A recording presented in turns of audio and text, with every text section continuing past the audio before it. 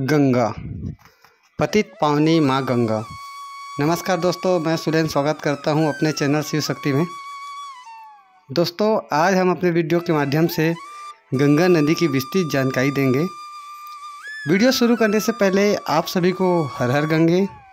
दोस्तों, पौराणिक कथा के अनुसार राजा सगर के पौत्र श्री भगीरथी ने अपने पितरों के उद्धार के लिए कठिन तपस्या कर माँ गंगा को धरती पर लाया है और इसीलिए जिस स्थान पर भगवान भगीरथ ने तपस्या किया और भगवान शिव के जटाव के होते हुए गंगा पहली बार धरती पर आई, उस स्थान को गंगोत्री कहते हैं।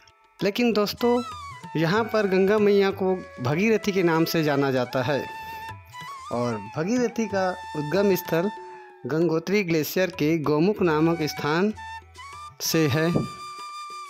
अब दोस्तों, आप बोलेंगे कि भगीरथी को ही गंगा कहते हैं, तो ये सही नहीं है। दोस्तों, गंगा का कोई उद्गम स्थल नहीं है, क्योंकि गंगा उद्गम नहीं होती, गंगा जो है बनती है। जिसे जानने के लिए आपको गंगा नदी तंत्र को समझना होगा और पंच प्रयागों को जानना होगा। और तो दोस्तों, आगे बढ़ते हैं और जानते हैं कि जो गंगा है उसकी दूसरी शाखा जो है वो है अलकनंदा, और हमको अलकनंदा को जानना होगा। दोस्तों, अलकनंदा जो है बद्रीनाथ धाम के पास जो सतोपंथ ग्लेशियर है वहाँ से निकलती है और सबसे पहले निकलने के बाद धौली गंगा से मिलती है। जिस स्थान पर धौली गंगा से मिलती है उसे हम विष्णु प्रयाग के नाम से जानते हैं। दोस्तों, जहाँ पर दो नदियों का संगम होता है उसे हम प्रयाग कहते हैं, और जिस स्थान पर अलकनंदा धौली गंगा से मिलती है उसे हम विष्णु प्रयाग कहते हैं। और फिर अलकनंदा आगे बढ़ती है और नंदाकिनी नदी से संगम करती है।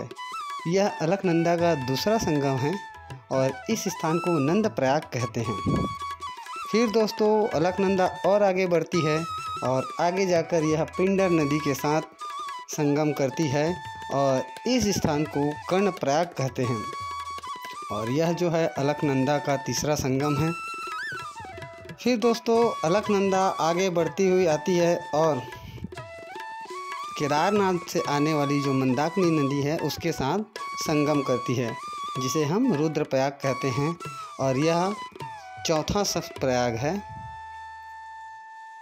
फिर अलकनंदा आगे बढ़ते हुए गंगोत्री धाम से आने वाली जो भगीरथी नदी है इसके साथ संगम करती है, और यह जो है पांचवा प्रयाग है और इस स्थान को ही देव प्रयाग कहते हैं। क्योंकि दोस्तों, अलकनंदा और भगीरथी नदी का जो आकार और गहराई लगभग समान है, इसलिए इस स्थान के बाद से भगीरथी और अलकनंदा के संगम के बाद जो आगे नदी बढ़ती है उसे ही हम गंगा कहते हैं। तो इस तरह दोस्तों, जो देव प्रयाग है वहाँ से गंगा बनती है और वह आगे बढ़ती है।